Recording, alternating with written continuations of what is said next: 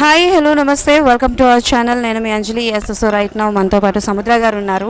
So one of the panel అయింది కూడా, so ఆయనతో మాట్లాడి తెలుసుకుందాం. హాయ్ సార్, నమస్తే, ఎలా ఉన్నారు? బాగున్నా అండి.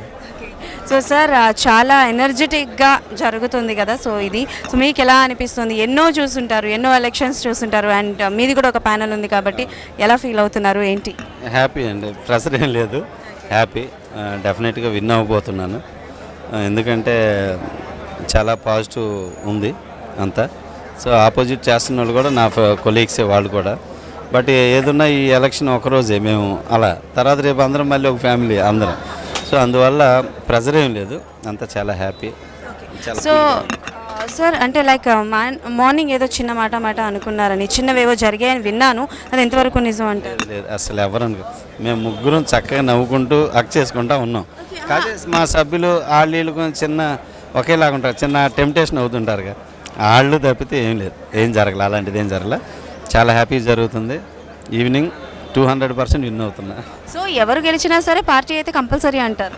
పక్కా, ఎవరు గెలిచినా ఇది. సో సార్, ఇప్పటి వరకు ఎన్నో అసోసియేషన్స్ వచ్చాయి, ఎంతోమంది లీడ్ చేశారు.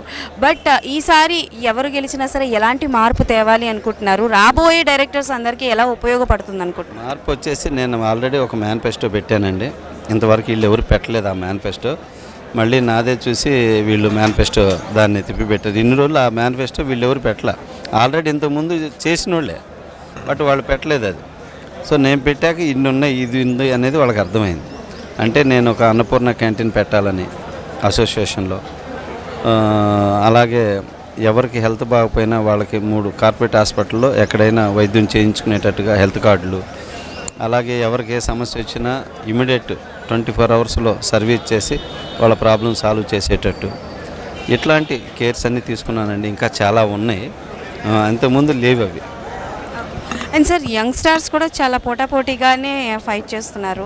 అండ్ ఆపోజిట్ ప్యానల్లో చూసుకుంటే యంగ్స్టర్స్ ఎక్కువగానే ఉన్నారు. యంగ్స్టర్స్ అందరితో తీసుకొని మీ అందరితో కాంపిటేట్ చేస్తున్నారు.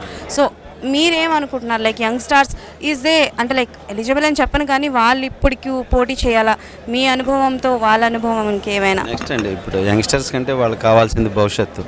ఒకప్పుడు మేము అలాగే చేసుకుంటూ వచ్చాం. ఇప్పుడు వాళ్ళు ఏంటంటే కథలు చెప్పుకోవాలని, ప్రొడ్యూసర్స్కి డైరెక్టర్స్ అవ్వాలని ఇలా ఒక ఎయిమ్ ఉంటుంది. ఆ ఎయిమ్కి వాళ్ళు ఏం కావాలో అవన్నీ ఏర్పాటు చేస్తున్నాం. డెఫినెట్గా ఇంతకుముందు చేసిన వాళ్ళందరికంటే చాలా చాలా బెస్ట్గా చేస్తాను అనమాట. వాళ్ళని తయారు చేస్తాను, తప్పకుండా నా తర్వాత ఇంకా మంచి వాళ్ళని తయారు చేస్తాను. Thank you so much sir, and all the best. And చాలా పాజిటివ్గా ఉన్నారు కాబట్టి డెఫినెట్లీ మనం ఈవెన్ వరకు అయితే వెయిట్ చేయాలన్నమాట, ఏంటి అని రిజల్ట్స్ తెలియడానికి. బట్ చాలా పాజిటివ్గా ఉన్నారు, చాలా కూల్గా ఉన్నారు సార్, అందరూ అలానే ఉండాలి. That's all for today. మళ్ళీ కలుసుకుందాం.